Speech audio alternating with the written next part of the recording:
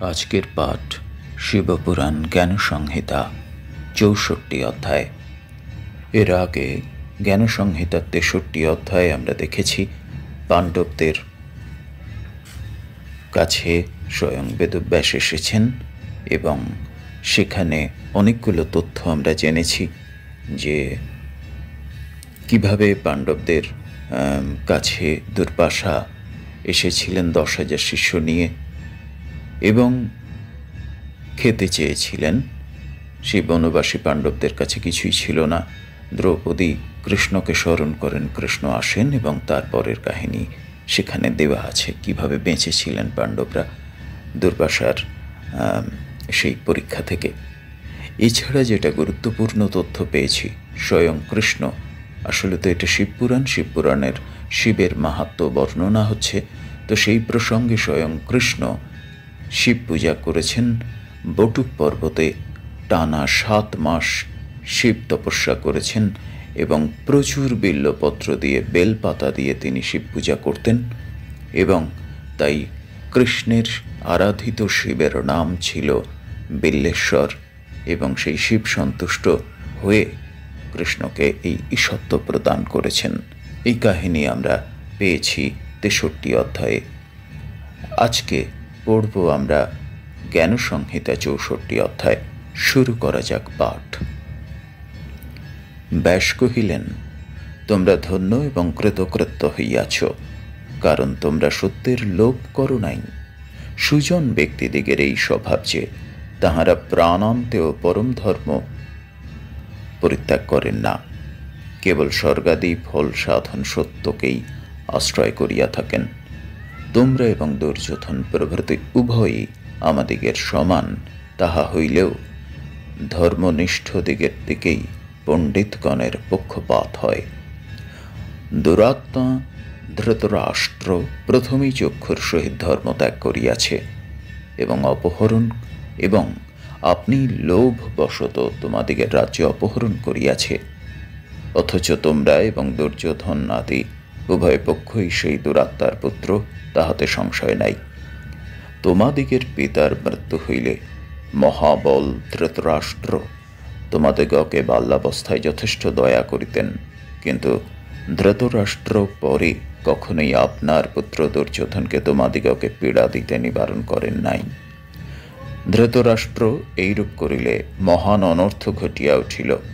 ইহার পর যাহা হইবার হইল, তাহার অন্যথা হইল না।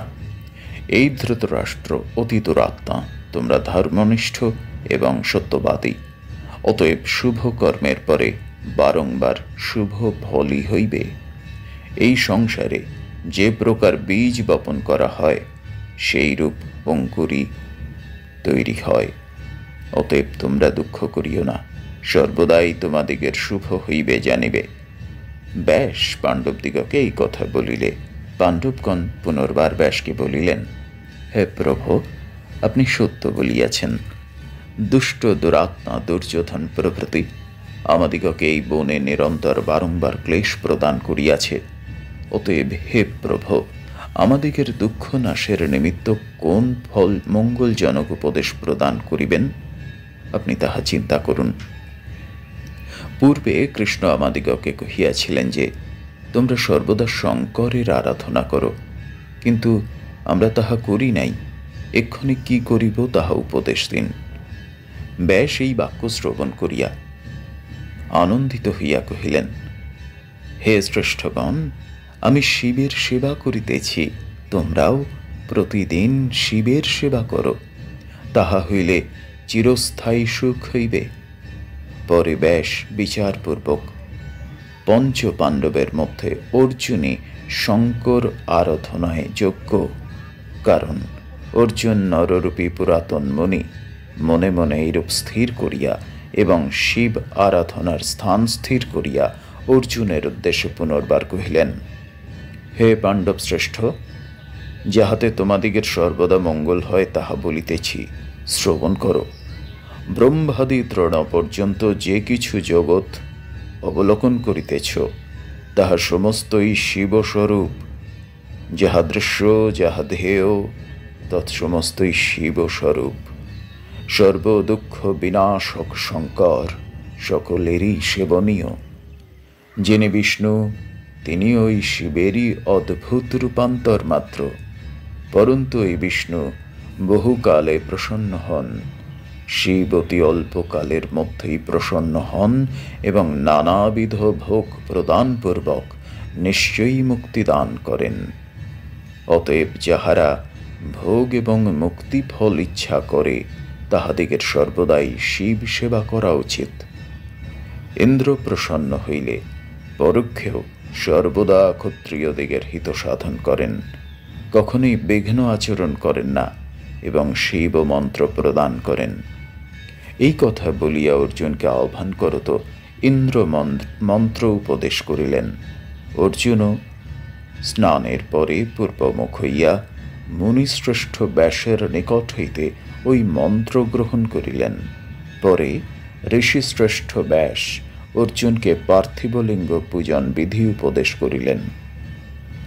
তুমি প্রথমে ইন্দ্রের আরাধনা করিবে, পরে ইন্দ্র তোমাকে আজ্ঞা করিলে শিবের আরাধনা করিবে।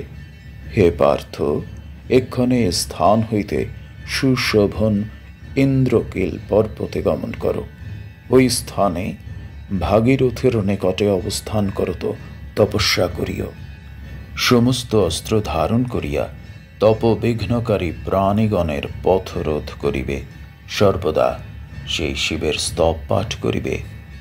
মহামুনি ব্যাস অর্জুনকে ওই গোপনীয় এবং হিতজনক বিদ্যা প্রদানপূর্বক সকলকে আশীর্বাদ করিলেন। হে রাজসত্তমগণ, তোমরা ধর্মকে আশ্রয় করিয়া অবস্থান করো। হে শ্রেষ্ঠগণ, তোমাদিগের সর্বত্রই সিদ্ধি লাভ হোক। আমি যাহা বলিলাম তাহাতে দ্বিধা করিও না। ব্যাস পাণ্ডবদিগকে এইরূপ বর প্রদান করিয়া অন্তর্হিত হইলেন।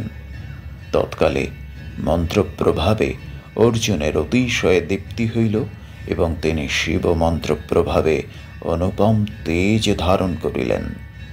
তখন যুধিষ্ঠির প্রভৃতি সকলেই অর্জুনের তেজ দেখিয়া নিশ্চয় করিলেন, তুমি এই কার্য করিতে সক্ষম।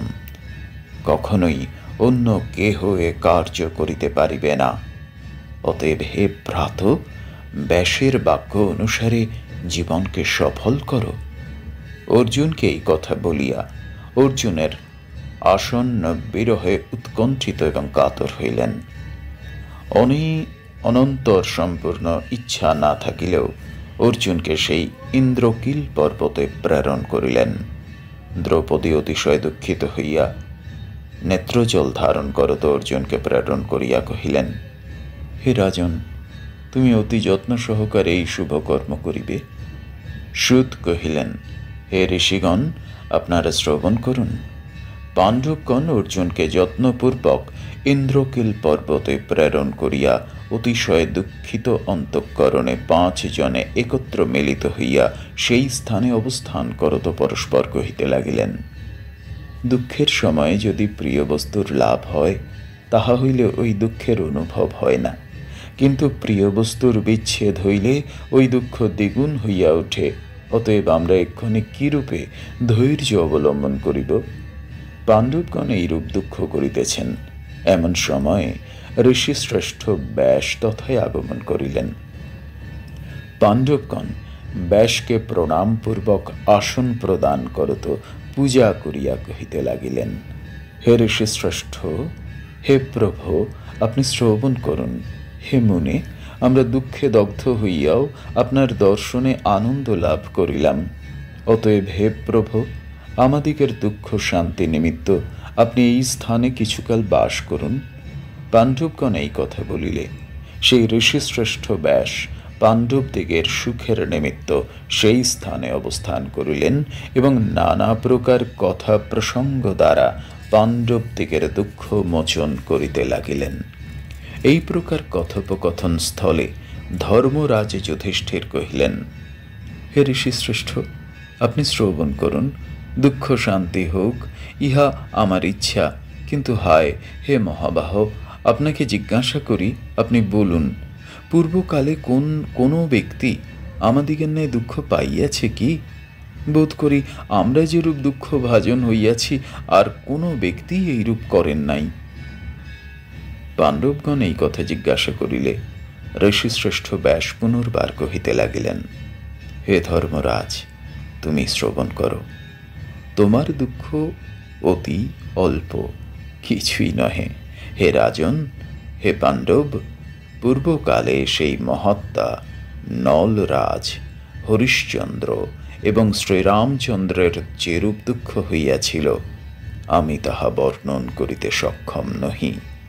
হে ধর্মরাজ, তুমি এই শরীরকে দুঃখময় বিবেচনা করিয়া এক্ষণে দুঃখ ত্যাগ করো। যে ব্যক্তি এই শরীর ধারণ করিয়াছে সেই ব্যক্তিই দুঃখ পাইয়াছে, তাহাতে সংশয় নাই।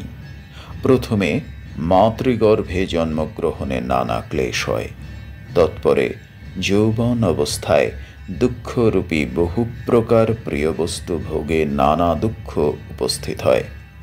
দিন আসিতেছে, দিন যাইতেছে, তথাপি লোক সকল আপনার জীবিকা নির্বাহ চেষ্টায় আসক্ত হইয়া দিন দিন যে আয়ুক্ষয় হইতেছে তাহা জানিতে পারিতেছে না।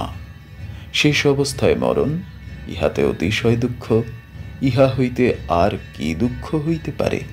অতএব এই অসত্য বিষয় পরিত্যাগ করিয়া সত্য কর্ম অনুষ্ঠান করো।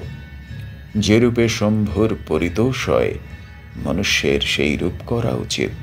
শঙ্করের আরাধনা করিলে সমস্ত দুঃখই নষ্ট হয়। তৎকালে যুধিষ্ঠিরাদি ভ্রাতৃগণ এই রূপে বিবিধ জ্ঞানের আলোচনা এবং স্বীয় স্বীয় অভীষ্ট সিদ্ধির উপায় চিন্তা করত দিন যাপন করিতে লাগিলেন। অর্জুন গমনকালে শুভ সূচক চিহ্ন সকল অবলোকন করত, তাহা দ্বারাই শত্রুগণের ক্ষয় হইবে এইরূপ বিবেচনা করিয়া অতি রমণীয় স্থান অবলোকন করত হর্ষযুক্ত হইয়া সেই উত্তম ইন্দ্রকেল পর্বতে গমন করিলেন। সেই পর্বতে গঙ্গার তীরস্থ সুন্দর স্থানে গমন করিয়া তথায় স্বর্গ সদৃশ অশোক কাননে অবস্থান করিলেন। পরে গুরুর উপদেশ স্মরণ করিয়া তাহাকে প্রণাম করত তিনি যেরূপ আদেশ করিয়াছিলেন, আপনি সেই রূপ বেশভূষা করিলেন। পরে সম্মুখে সমসূত্র নির্মিত পার্থিব মূর্তি স্থাপন করিলেন। তৎসম্মুখে অনুপম তেজরাশি ধ্যান করত জপ এবং ত্রিকালীন স্নানপূর্বক তাহার নানারূপ পূজা করিতে লাগিলেন এবং সেই স্থানে ঘোরতর তপস্যা উপাসনা করিতে লাগিলেন। তৎকালে তাহার মস্তক হইতে তেজ নিঃসৃত হইল। দেবতাগণ তাহা অবলোকন করত ভীত হইয়া কহিতে লাগিলেন, এই তপস্বী কোন সময়ে এ স্থানে আগমন করিল? এই সংবাদ ইন্দ্রের নিকটে ব্যক্ত করা উচিত। এইরূপ স্থির করিয়া তৎক্ষণাৎ ইন্দ্রের নিকটে গমনপূর্বক তাহারা কহিতে লাগিলেন, হে মহারাজ, আপনার অশোক কাননে দেবতা কি ঋষি কি সূর্য কিংবা অগ্নি তপস্যা করিতেছেন, তাহা আমরা জানিতে পারিতেছি না। আমরা তাহার তেজে দগ্ধ হইয়া আপনার নিকট আগমন করিয়াছি। দেবতাগণ ইন্দ্রকে এই কথা বলিলে ইন্দ্রিয় স্বীয় পুত্র অর্জুনের অভিপ্রায় অবগত হইয়া দেবগণের নিকট তাহা গোপন করত দেবগণকে বিদায় করিয়া আপনি আশ্চর্যরূপ ধারণ করত অর্জুনের নিকটে গমন করিলেন। ইন্দ্র ষষ্ঠী ধারণ করিয়া অতি বৃদ্ধ জরাগ্রস্ত জটাধারী রূপে মৃগচর্মের উত্তরীয় বস্ত্র ধারণ করত, যেন প্রতি পদক্ষেপে পড়িতে পড়িতে সেই স্থানে গমন করিলেন। তৎকালে অর্জুন তাহাকে আগত দেখিয়া আপনি পূজা করিলেন এবং তাহার অগ্রে দণ্ডায়মান হইয়া স্তব করত জিজ্ঞাসা করিলেন, আপনি কোন স্থান হইতে আগমন করিলেন তাহা বলুন। অর্জুন ইন্দ্রকে এই কথা বলিলে ইন্দ্র অর্জুনের ধৈর্য বৃদ্ধির নিমিত্ত কহিতে লাগিলেন, হে স্বামীন, তুমি এক্ষণে এ নবীন বয়সে কি জন্য তপস্যা করিতেছ? তোমার এই তপস্যা মুক্তির নিমিত্ত নহে, নিশ্চয়ই জয়ের নিমিত্ত হইবে। তৎকালে ইন্দ্র অর্জুনকে এইরূপ জিজ্ঞাসা করিলেন। অর্জুন সমস্তই আবেদন করিলেন। ইন্দ্র অর্জুনের অভিপ্রায় অবগত হইয়া তাহাকে প্রশংসা করত পুনর্বার কহিতে লাগিলেন, আমি যাহা বলি তুমি তাহা শ্রবণ করো। তুমি এক্ষণে সুখের নিমিত্ত তপস্যা করিতেছ, কিন্তু তাহা যুক্ত নহে, কারণ লৌকিক সুখ স্বপ্নতুল্য। অতএব ওই সুখের নিমিত্ত কখনোই তপস্যা করা উচিত নহে। যদ্যপি মুক্তির নিমিত্ত তপস্যা করিতে তোমার ইচ্ছা হয়, করো। ইন্দ্র কেবল সুখ দান করিতে সক্ষম, কখনোই মুক্তি দান করিতে পারেন না। হে শ্রেষ্ঠ, হে সুব্রত, অতএব তুমি সর্বতভাবে মুক্তির নিমিত্ত তপস্যা করিতে যত্নবান হও। তৎকালে অর্জুন ইন্দ্রের এই বাক্য শ্রবণ করিয়া ক্রোধ প্রকাশ করত কহিলেন, আমি রাজ্য মাত্র ইচ্ছা করি, মুক্তি ইচ্ছা করি না। আপনি কি জন্য এরূপ বলিতেছেন? আমি বেদব্যাসের বাক্য অনুসারে এই রকম তপস্যা করিতেছি। আপনি এ স্থান হইতে গমন করুন। কি জন্য আমার তপস্যা নষ্ট করিতে ইচ্ছা করিতেছেন? অর্জুন এই কথা বলিলে ইন্দ্র প্রসন্ন হইয়া পরিচ্ছেদের সহিত আপনার আশ্চর্য সুন্দর রূপ দর্শন করাইলেন। তৎকালে অর্জুন ওই রূপ দর্শন করিয়া অতিশয় লজ্জিত হইলেন। ইন্দ্র অর্জুনকে আশ্বাসযুক্ত করত পুনর্বার কহিতে লাগিলেন, তুমি ধন্য, তুমি কৃতার্থ, তোমার মন নিশ্চল, তোমার দুর্যোধন প্রভৃতি শত্রুগণ অতি বলিষ্ঠ। দ্রোণ, ভীষ্ম, কর্ণ ইহারা সকলেই অজেয়। অধিককে তাহাদিগকে জয় করা আমারও সাধ্য নহে। অতএব সর্বতোভাবে তোমার হিতবাক্য কহিতেছি, শ্রবণ করো। শিব ব্যতিরেকে কোনো ব্যক্তি ইহাদিগের জয় করিতে সমর্থ নহে। অতএব এক্ষণে শম্ভুকে ভজনা করো। ভোগ ফল এবং মুক্তি ফল ও দাতা শঙ্কর সমস্ত কার্যই করিতে পারেন। আমি ও ব্রহ্মাদি অন্যান্য দেবগণ সকল বর প্রদানে সমর্থ বিষ্ণু এবং অন্যান্য জয়াকাঙ্ক্ষী ব্যক্তি সকলেই শিবের পূজক। অতএব অদ্য হইতে আমার মন্ত্র পরিত্যাগপূর্বক তুমি শিবকে ভজনা করো। হে ভারত, তুমি পার্থিবলিঙ্গ পূজা বিধানে ধ্যান এবং নানাবিধ উপাচার দ্বারা সর্বতভাবে শিবের ভজনা করো। তাহা হইলে তুমি স্থির সিদ্ধি লাভ করিবে, ইহাতে বিচার করিবে না। ইন্দ্র এই কথা বলিয়া নানারূপ বর প্রদানপূর্বক অর্জুনকে আহ্বান করিয়া কহিলেন, হে রাজন, তুমি সাবধানে তপ অনুষ্ঠান করত অবস্থান করিবে, কখনোই অসাবধানে থাকিবে না। কারণ হে রাজসত্তম, মঙ্গল কার্যে নানা বিঘ্ন উপস্থিত হয়। তোমার যেরূপ ধৈর্য আছে, তুমি সেই রূপ রক্ষা করিবে। তাহা হইলে শিব তোমাকে সম্যক ফল প্রদান করিবেন, তাহাতে সংশয় নাই। ইন্দ্র অর্জুনকে এইরূপ বর দানপূর্বক স্বীয় ভবনে গমন করিলেন। অর্জুনও তৎকালে শিবের উদ্দেশ্যে তপস্যা করিতে লাগিলেন। 64 অধ্যায় সমাপ্ত। ওম নমঃ শিবায়, ওম নমঃ শিবায়, ওম নমঃ শিবায়। 64 অধ্যায়ে আমরা দেখতে পাচ্ছি ব্যাসের উপদেশে এবং মন্ত্রদানে অর্জুন ইন্দ্রনীল পর্বতে গিয়ে শিবের তপস্যা করতে শুরু করেন। প্রথমে ইন্দ্রের মন্ত্র, ইন্দ্র আসেন এবং ইন্দ্র অর্জুনকে বলেন যে শিবের পূজা করতে একমাত্র শিব ছাড়া এই জগতে আর কেউই তোমাকে ওই যুদ্ধে জয়লাভ করার শক্তি দিতে পারবেন না। এই পৃথিবীর সকলেই শিবই পূজা করেন, তাই শিবই শেষ কথা। তুমি আমার মন্ত্র ছেড়ে শিবের মন্ত্র আরাধনা করো, শিব পূজা করো, শিব তপস্যা করো।